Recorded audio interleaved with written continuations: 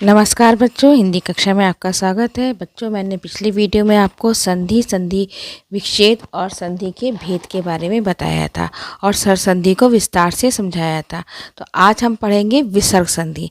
बच्चों, विसर्ग संधि बहुत आसान है, एक बार आप ध्यान से इसको देखिएगा और समझ में आपको तुरंत आ जाएगी। चलिए आरंभ करते हैं। तो चलिए बच्चों, विसर्ग संधि को समझते हैं। देखिए, हर संधि को पहचानने का कोई ना कोई तरीका या उसकी चाबी होती है। तो उसी प्रकार विसर्ग संधि को समझने का तरीका या उसकी चाबी क्या है? ओ की मात्रा, आधा सा, आधा शा, आधा षटकोण वाला शा और आधा रा यानी कि रेफ। जहाँ पर भी होते हैं शब्द के बीच में, बस उसके स्थान पर क्या आ जाता है? विसर्ग का चिन्ह।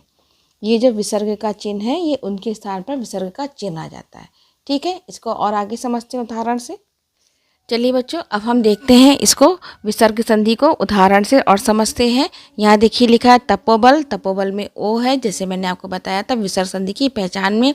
इस मनोहर में ओ है, निरुपाय में आधा रा यानी कि रेफ है, निष्कपट में आधा शा है, ये देखिए, निर्धन में आधा रा है यानी कि रेफ है, नमस्कार में आधा सा है। तो ये सारी विसर्ग संधि की पहचान है। अब हमारे सामने आता है कि इसके हम संधि विच्छेद क्या करें। बहुत आसान सा तरीका, जहाँ जहाँ आपको ये दिख रहा है वहाँ वहाँ विसर्ग का चिन्ह लगा देना है। तपोबल में ओ में जगह तप, ओ की जगह आ गया विसर्ग, तपह प्लस धन। मनोहर में मनः धन हर।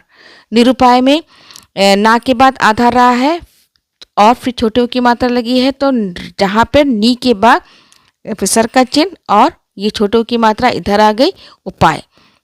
निष्कपट में आधा शा है, तो नी के बाद विसर्ग का चिन्ह कपट।